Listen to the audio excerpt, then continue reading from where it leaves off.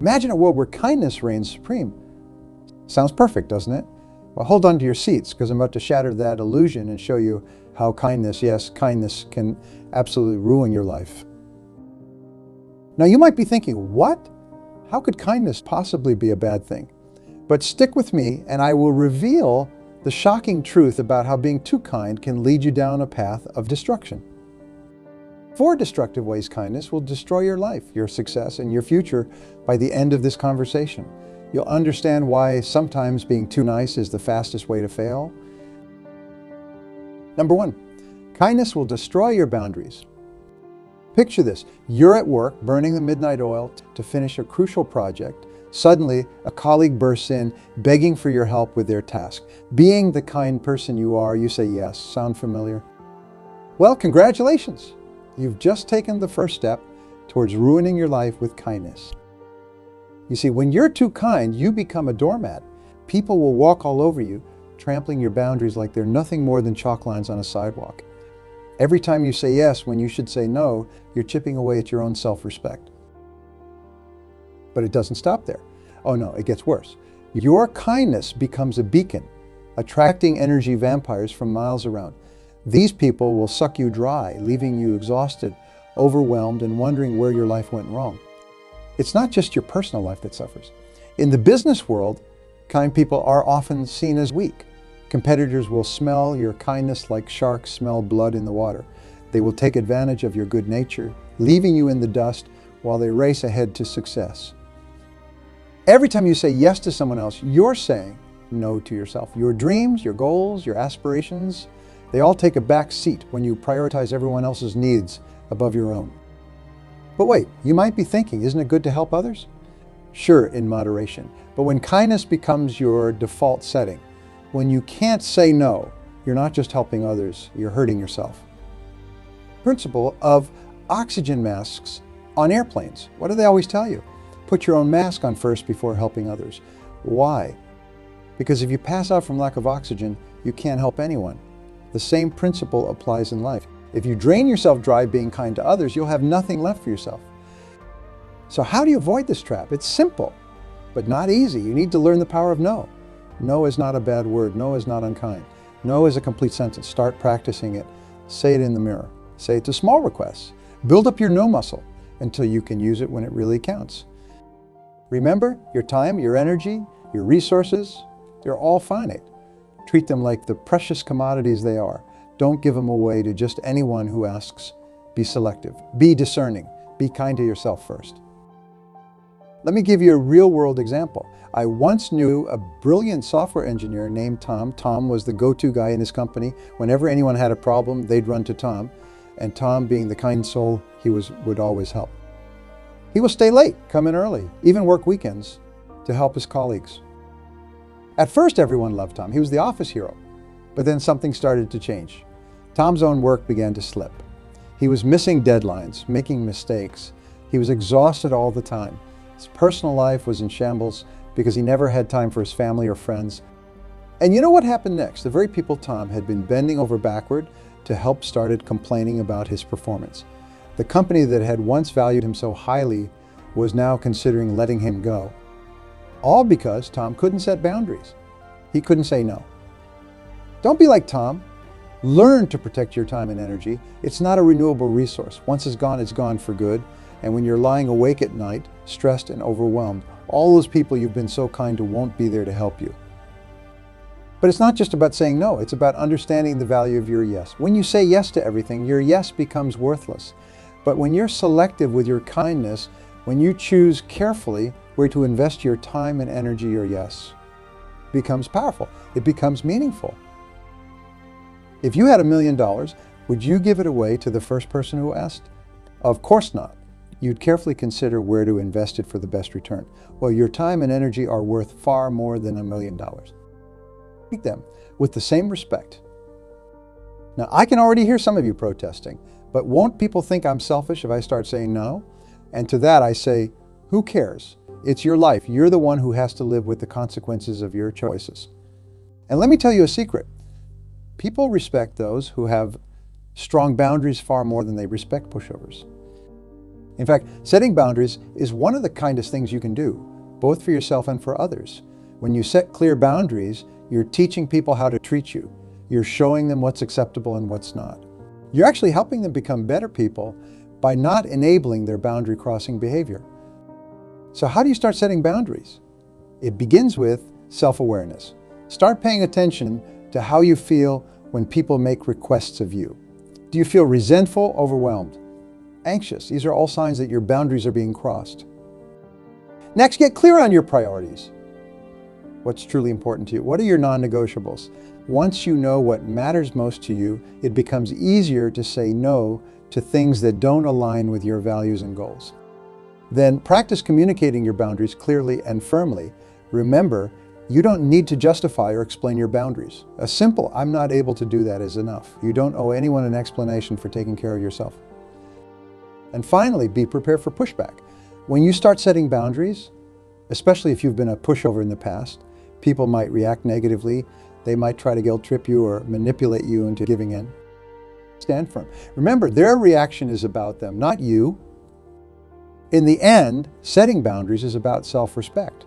It's about valuing yourself enough to protect your time, energy, and resources. It's about understanding that you can't pour from an empty cup.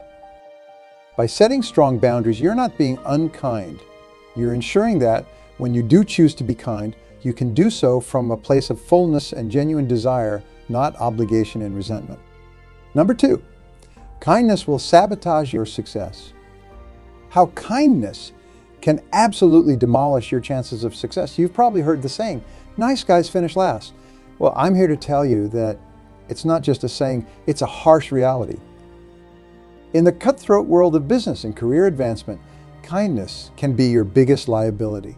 While you're busy being nice, holding the door open, and making sure everyone gets their fair share, your competitors are sprinting past you, climbing the ladder of success 2 rungs at a time.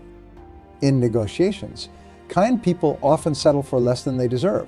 They're so concerned about the other person's feelings that they compromise their own interests. They accept the first offer, leaving money on the table. They agree to unfavorable terms just to avoid conflict. And where does that get them? Nowhere fast. But it's not just about negotiations. Kind people often shy away from self-promotion. They don't want to brag or seem arrogant, so they sit quietly doing great work, waiting to be noticed. Meanwhile, their less talented but more assertive colleagues are shouting their accomplishments from the rooftops, earning promotions and raises. And let's not forget about innovation. True innovation often requires disruption. It means challenging the status quo, pushing boundaries, and sometimes stepping on toes. But kind people, they're too worried about hurting feelings or rocking the boat. They play it safe, sticking to the tried and true, never realizing their full potential. Now, I can already hear some of you protesting. But what about team players? Aren't they valued in the workplace? Sure, to a point. But there's a big difference between being a team player and being a pushover. Team players contribute their strengths and hold others accountable. Pushovers, they take on everyone else's work and never get credit for it. In the business world, respect often trumps likability. People might enjoy working with a kind person, but they respect and follow the person who gets results. And respect, my friends, is what leads to promotions, raises, and real success. Let me give you a real-world example. I once knew 2 salespeople, let's call them Mike and Sarah. They started at the same company on the same day. Mike was the nicest guy you'd ever meet, always ready with a smile, always willing to help out his colleagues, always putting others first. Sarah, on the other hand, was friendly but focused. She knew what she wanted and wasn't afraid to go after it. Fast forward 5 years. Where do you think Mike and Sarah were? Mike was still in the same position, beloved by his coworkers, but overlooked for promotions. Sarah, she was running the entire sales department. Why? Because while Mike was busy being nice, Sarah was busy being effective. You see, Mike's kindness held him back. He will spend hours helping his colleagues with their pitches instead of perfecting his own. He will give away his best leads to teammates who are struggling. He will stay late to finish work others had left undone. And sure, everyone loved Mike, but love doesn't pay the bills or advance your career. Sarah, on the other hand, knew how to balance being a team player with looking out for herself. She will help others, but not at the expense of her own work. She wasn't afraid to speak up in meetings, to challenge ideas she disagreed with, to take credit for her accomplishments. And guess what? People respected her. Now, you might be thinking, but I don't want to be cutthroat or step on others to get ahead. And that's not what I'm saying at all. You don't have to be unkind to be successful, but you do need to be assertive. You need to advocate for yourself. You need to be willing to ruffle a few feathers if it means achieving your goals. By holding yourself back, by not reaching your full potential, you're actually doing a disservice to the world. You have unique talents, unique ideas, unique contributions to make. If you let misplaced kindness keep you from sharing those gifts with the world, that's not kind, it's selfish. So how do you avoid letting kindness sabotage your success? It's all about balance. You don't have to become a tyrant, but you do need to develop a backbone. Stand up for yourself, advocate for your ideas, take credit where it's due. Don't be afraid to ruffle a few feathers if it means achieving your goals. Start by recognizing your own worth. You have value to bring to the table. Your ideas matter. Your contributions are important. Don't downplay them in an attempt to be humble or kind. False modesty serves no one. Next, learn to speak up. In meetings, in negotiations, in day-to-day interactions, and make your voice heard. If you have an idea, share it. If you disagree with something, say so. If you've accomplished something great, let people know. Remember, if you don't toot your own horn, there's no music. And when it comes to innovation and disruption, remember this. Sometimes the kindest thing you can do is shake things up. If you see a better way of doing things, speak up. If you have an idea that could revolutionize your industry, pursue it. Don't let fear of upsetting the status quo hold you back. Real progress often requires a bit of discomfort. But what about teamwork, you might ask? Isn't that important for success too? Absolutely. But there's a big difference between being a team player and being a doormat. A good team player contributes their strengths, holds others accountable, and isn't afraid to challenge ideas for the good of the team. They don't just go along to get along. Remember, success isn't handed out like party favors to the nicest person in the room. It's earned through hard work, smart decisions, and yes, sometimes putting yourself first. Don't let misplaced kindness hold you back from reaching your full potential. In the end, true kindness isn't about always putting others first. It's about creating a balance where you can take care of yourself and others. It's about recognizing that by achieving your own success, you put yourself in a position to help even more people. It's about understanding that your success can be a rising tide that lifts all boats. So go ahead, be kind. But be kind in a way that doesn't sabotage your own success. Be kind in a way that allows you to reach your full potential. Because when you do that, when you achieve real success, you'll be in a position to practice the greatest kindness of all, lifting others up along with you. Number 3, kindness will drain your resources. Something that hits close to home for many of us, our wallets. Yes, that's right. Kindness can be a direct route to financial ruin. How, you ask? Well, buckle up because I'm about to show you how being too kind can leave you broke and desperate. The last time someone asked you for money, maybe it was a friend down on their luck or a relative with a sob story. If you're a kind person, chances are you reached for your wallet without a second thought. And sure, it felt good in the moment. You were the hero, the savior, the kind soul who came to the rescue. But here's the problem. It rarely stops at just one favor. Once people know you're an easy mark, they will keep coming back for more and more and more. Before you know it, you're the neighborhood ATM doling out cash left and right while your own savings account withers away to nothing. But it's not just about lending money. Kind people often overspend on gifts trying to make others happy. They pick up the tab at group dinners. They donate to every charity that asks. And while generosity can be a beautiful thing, when it's not balanced with financial responsibility, it becomes a one-way ticket to poverty. Now, you might be thinking, but isn't it good to help others?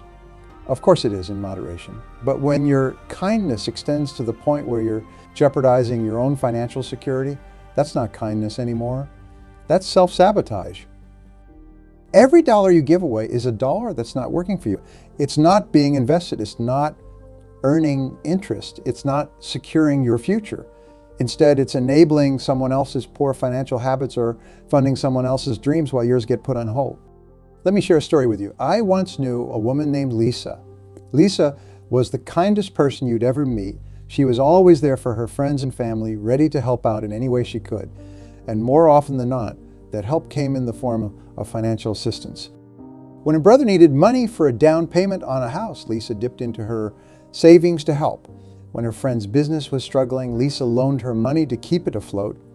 When her niece wanted to go to an expensive college, Lisa co-signed the student loans. At first, Lisa felt good about her generosity. She was helping the people she loved, and that made her happy. But as the years went by, Lisa's own financial situation began to crumble. She had no savings left. She was deep in debt.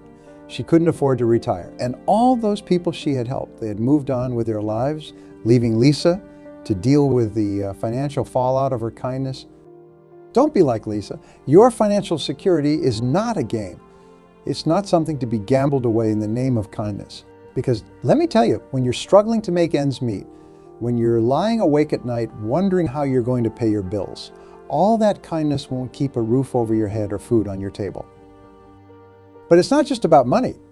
Kind people often give away their most valuable resource, their time. They volunteer for every project, chair every committee, and say yes to every request for help. But time, my friends, is money.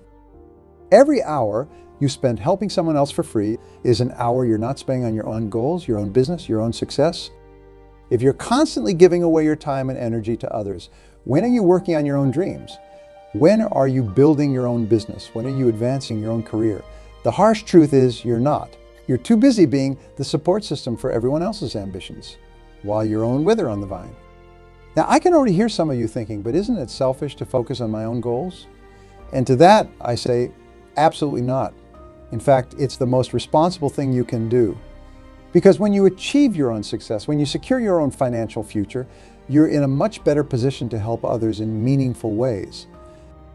Would you rather be the person always scraping by, always living paycheck to paycheck, always having to say, I'm sorry, I can't help when a real emergency comes up? Or would you rather be the person who's built a solid financial foundation, who can offer real substantial help when it's truly needed? The choice is clear, but to get there, you need to start treating your resources, your money, your time, your energy, with the respect they deserve. These aren't unlimited commodities. They're precious, finite resources that you need to allocate wisely. So how do you avoid letting kindness drain your resources? It starts with setting clear financial boundaries. Learn to say no to requests for money. Create a budget and stick to it, including a set amount for charity and helping others. Remember, you can't pour from an empty cup. You need to secure your own financial future before you can truly help others. When it comes to your time, be selective. Volunteer for causes that truly matter to you, not just because someone asked. Learn to value your time as much as you value your money. If someone wants your expertise, consider charging for it. Your skills and knowledge have value. Don't give them away for free. An important aspect of managing your resources, investing in yourself. This is something that kind people often neglect. They're so busy taking care of others that they forget to take care of themselves. But here's the truth. Investing in yourself is the best investment you can make. What do I mean by investing in yourself? I'm talking about education, skill development, personal growth. These are the things that increase your value, that make you more capable, more efficient, more successful. And the more successful you are, the more resources you'll have to help others, if you choose to do so. But kind people often feel guilty about spending money on themselves. They will happily spend $500 on a gift for a friend, but balk at the idea of spending that same amount on a course that could advance their career. They will give away hours of their time to help others, but feel selfish taking an hour for themselves to meditate or exercise. This is backwards thinking. It's like refusing to maintain your car and then wondering why it breaks down when you need it most. You are your own most valuable asset. If you don't invest in yourself, if you don't maintain and upgrade your skills and knowledge, you're setting yourself up for failure. And let's be clear, failure isn't kind. There's nothing kind about being unable to support yourself. There's nothing kind about becoming a burden on others because you didn't take care of your own needs. True kindness starts with being kind to yourself. Start investing in yourself. Take that course. Buy those books. Attend that conference. Hire that coach. Yes, it might feel uncomfortable at first. You might feel guilty or selfish, but push through those feelings, because the more you invest in yourself, the more valuable you become. And the more valuable you become, the more you can contribute to the world, if that's what you choose to do. Now let's address another way that misplaced kindness can drain your resources by making you an easy target for manipulators and users. You see, there are people out there who are experts at spotting kind-hearted individuals. They see your kindness not as a virtue to be respected, but as a weakness to be exploited. These people will come to you with sob stories, with grand plans, with urgent needs. They will appeal to your kind nature, your desire to help. And if you're not careful, they will bleed you dry, financially, emotionally, and spiritually. I once knew a man named David. David was successful, wealthy, and incredibly kind. He loved nothing more than helping others. But his kindness made him a magnet for users and manipulators. People were always coming to him with investment opportunities or tales of hardship. And David, being the kind soul he was, always wanted to help. Over the years, David lost millions to scams and bad investments. He was taken advantage of time and time again. By the time he realized what was happening, it was too late. His wealth was gone, and along with it, his ability to truly help those in need. Don't be like David. Learn to recognize the signs of manipulation. Be wary of people who always have a crisis, who always need your help, who never seem to get back on their feet despite your assistance. These people aren't looking for help. They're looking for a perpetual handout. Remember, true kindness isn't about enabling dependence. It's about empowering independence. If your help isn't moving someone towards self-sufficiency, it's not really help at all. It's enablement. So how do you protect yourself from these kindness vampires? It starts with developing a healthy skepticism. Question people's motives. Don't be afraid to say no.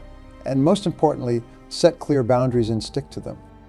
If someone asks for your help, be clear about what you're willing to do and what you're not. If you lend money, treat it like a business transaction. Set clear terms for repayment and stick to them. Don't let emotional manipulation override your common sense. And remember, it's okay to help people, but not at the expense of your own well-being. You are not responsible for solving everyone else's problems. You are not the world's safety net. Your primary responsibility is to yourself and your immediate family. Everyone else is secondary. Another insidious way that kindness can drain your resources, by making you a dumping ground for other people's emotional baggage. Kind people often become unofficial therapists for their friends and family. They're always there to listen, to offer support, to be a shoulder to cry on. And while being supportive is admirable, when it's taken to an extreme, it can be incredibly draining. Emotional labor is real labor. It takes time, it takes energy, and it takes a toll on your own mental health. I have seen kind people who are constantly exhausted, constantly stressed because they're carrying the emotional burdens of everyone around them. They can't say no when someone needs to talk, even if it's the middle of the night. They can't set boundaries around their emotional availability, and as a result, they're always running on empty. This isn't kindness, it's martyrdom. And martyrdom isn't sustainable. Eventually, you'll burn out. You'll have nothing left to give, not to others and not to yourself. So how do you avoid becoming an emotional dumping ground? First, recognize that you are not responsible for other people's emotions. You can be supportive without taking on their problems as your own. Learn to listen without feeling the need to fix everything. Set boundaries around your emotional availability. It's okay to say, I care about you, but I don't have the capacity to discuss this right now. It's okay to redirect people to professional help if their needs are beyond what you can reasonably provide.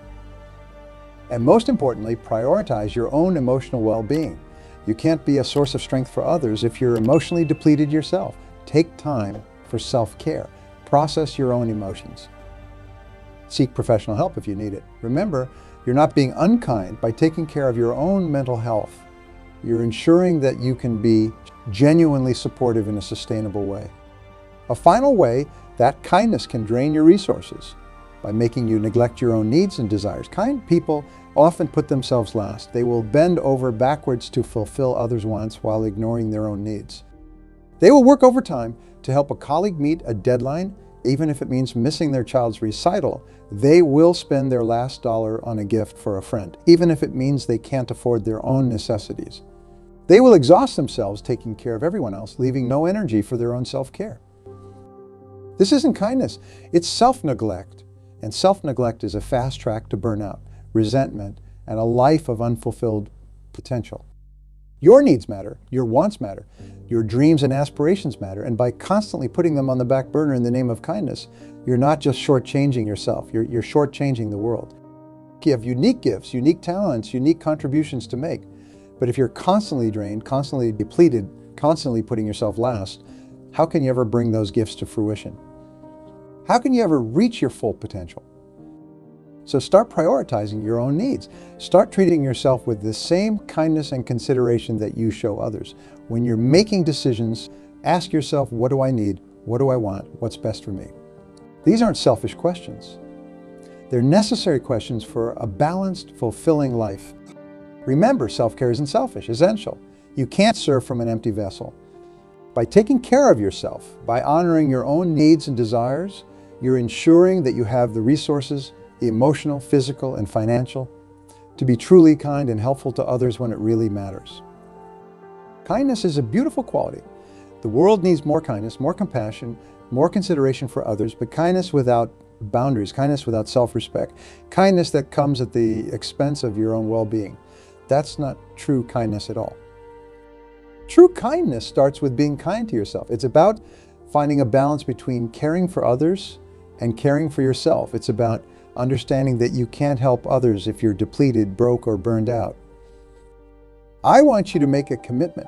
Commit to being kind, but kind in a way that doesn't ruin your life, kind in a way that respects your own needs, your own boundaries, your own resources, kind in a way that allows you to thrive, to succeed, to reach your full potential. Because when you do that, when you achieve that balance, that's when you'll be able to practice the deepest, most impactful kindness of all. You'll be able to lift others up, not by tearing yourself down, but by serving as an example of what's possible when you respect yourself as much as you respect others. Remember, the world doesn't need more martyrs. It doesn't need more doormats. It needs strong, successful, self-respecting individuals who have the resources and the energy to make a real difference. Be kind, yes, but be kind wisely. Be kind in a way that enriches your life, not ruins it. Be kind in a way that allows you to become the best version of yourself, because that's the version of you that the world truly needs.